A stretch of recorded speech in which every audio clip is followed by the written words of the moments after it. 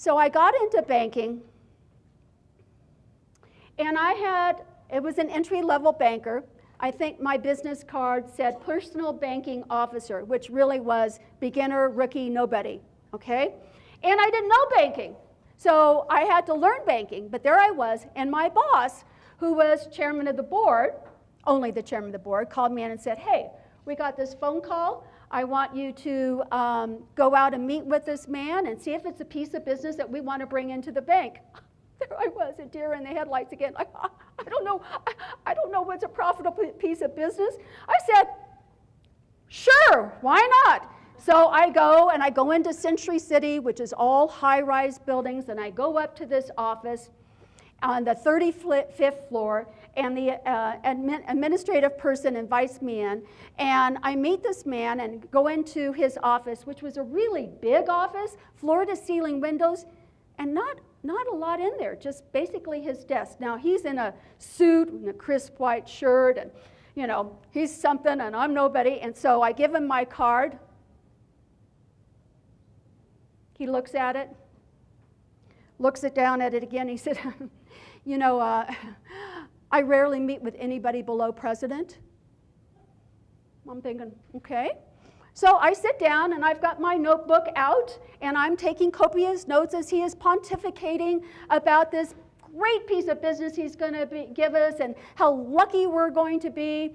And of course, I'm trying to think, okay, is this really a great piece of business or not, or what is it? And finally, he finishes, and so I've got all my notes because I've been a good girl and done all this. And he said, so, is this a piece of business you want or not?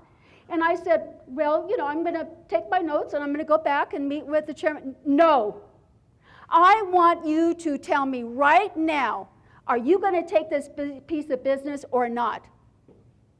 Now, in that time, I don't have time for reflection. I can't say, time out, I need to go get a latte and think about this. No. This is where courage comes in, that I had to be very centered in what I was doing and what I was going to do and be accountable for that.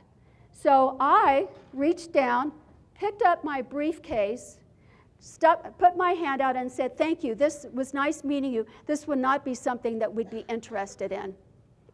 Whoa. I got up and started walking to the elevator. He followed me the whole way, breathing on me, saying, you know, this is a small town. And I'm thinking, really, West LA, small town? Okay. So I was unwilling to go into denial about this first red flag. So what happened? Cro-Magnon days, go with me. I had to find a telephone booth. Do you remember those?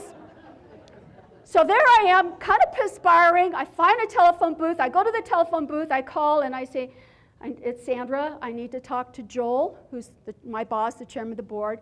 And I said, Joe, you're either going to love my choice or you're going to fire me right now. He goes, let's hear it.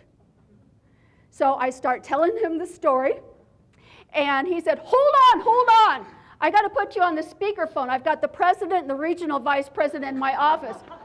I'm thinking, oh, phooey. Of course, that wasn't really what I was thinking, but anyway, I'm being recorded, so, you know. So anyway, I start telling the whole story about that, and they just started cracking up, and they said, you did the right thing.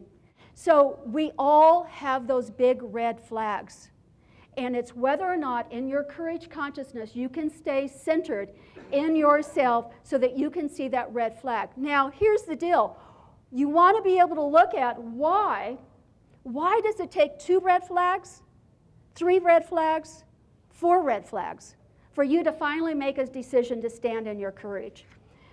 So denial is saying no to courage. My choice allowed me to demonstrate a small legacy step in my courageous life. That means I was standing in my true self, so that when the time comes for me to pass on, I am not filled with regrets, because regrets are lost courage. So in that example, as I said, that was split-second courage. I didn't have time. That's where another critical skill that changed my life is to trust my intuition, to respond to the first red flag.